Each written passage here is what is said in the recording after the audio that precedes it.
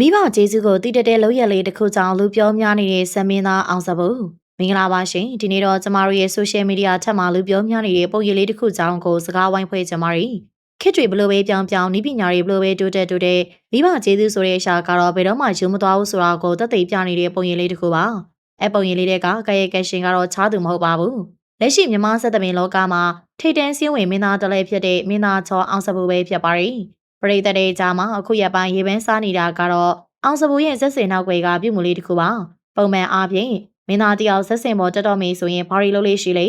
မိတ်ကပ်ပြင်မယ်ဝစ်ဆောင်စစ်မယ်မှန်ကြည့်မယ်ဒါရီဟာပုံမှန်မြင်နေကြကိစ္စတွေပါဒါပေမဲ့အောင်စပူကတော့မတူပါဘူးမီးအောင်စုံနေလဲလက်နေတဲ့ဇက်ခုံကြီးပေါ်မှာချိန်မချခင်ပရိသတ်ထောင်တောင်းစီရဲ့ရှေ့ကိုမထွက်ခင်မှာသူပထမဆုံးလုပ်တဲ့လောက်ကမိဘချေရင်မှာဝစ်စင်ခစားရှိခိုးတာပါပဲသူကမွေးထုတ်ပေးတဲ့မိဘနှစ်ပါးကိုထိုင်ကြော့ပြီးဆူတောင်းမြစ်တာပို့တာပေးဖို့တောင်းဆိုလေးရှိပါတယ်ဒီပြုမှုလေးကကြည်လိုက်ရင်ရိုးရှင်းတယ်လို့ထင်ရပေမဲ့တကယ်တမ်းကျတော့လူတိုင်းမလုံနိုင်တဲ့တကယ့်ကိုမုံမြတ်တဲ့စိတ်ထားပါရှင်။အောင်စပူဆိုတာအခုချိန်မှာတညကို300ချီရနေတဲ့မင်းသားကြီးတယောက်ပါ။အောင်မြင်မှုငွေကြေးဂုံထွက်တွေပြည့်စုံတဲ့သူတယောက်အနေနဲ့မန်မာနာထွာမလာပဲငါ့ကိုဒီလိုလူဖြစ်အောင်ပုံသွင်းပေးခဲ့တဲ့မိဘနှစ်ပါးပါလားဆိုရင်တည်တရားရှိနေတာကတကယ့်ကိုလေးစားစရာပါ။ဒါကြောင့်လေရှေးလူကြီးတွေကပြောထားတဲ့အလိမ္မာစာမရှိသလိုအောင်စပူရဲ့ဒီလိုရင်းချက်တင်ငယ်ပြီးရင်ကျေးတဲ့စိတ်ထားတွေဟာသူ့ရဲ့ပညာရေးနောက်ခံနဲ့လည်းသက်ဆိုင်နေပါလိမ့်မယ်။ဟုတ်ပါရီအောင်စပူဟာဇမင်းသားဆိုပေမဲ့ရိုးရိုးမင်းသားမဟုတ်ပါဘူးအမျိုးသားရင်ကျေးမှုနဲ့နုပညာတက္ကသိုလ်ကနေဘွဲရချတဲ့ပညာတဲ့ဘွဲရမင်းသားတို့ဖြစ်ပါရီ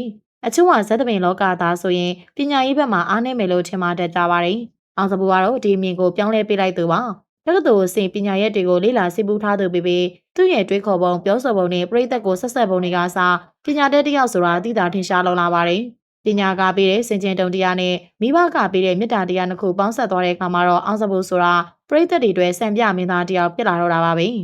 ပရိသတ်ကြီးအောင်စပူရဲ့အောင်မြင်မှုလေးဝဲချက်ကရှက်ရှက်လေးပါပဲကျေးဇူးတရားကိုသိတဲ့ချက်မှာမိဘကိုယိုသေးတဲ့သားသမီးတွေဘယ်တော့မှဆင်းရဲဒုက္ခမရဘူးဆိုတဲ့စကားတိုင်းသူဟာပွဲတွေဇက်တိုင်းဆိုသလိုကပြနေရပြီးပရိသတ်စစ်ကိုလည်းပြေဝရရှိထားပါရီစင်မောမှာကပြသုံးတော်ခံရတဲ့အောင်စပူကိုမြင်ရင်သူ့ရဲ့နုပညာရေးချင်းကိုချီးကျူးကြသလိုဇက်စင်အောက်ကသားလိမ္မာလေးအောင်စပူကိုမြင်တော့လေပရိသတ်တွေကသားတို့ခေါ်နေကြပါရီကဲကျမတို့ရဲ့ပရိသတ်ကြီးရောအောင်စပူရဲ့ဒီလိုသားလိမ္မာစိတ်ဓာတ်လေးကိုကြည့်ပြီးဘလို့ခံစားရလဲ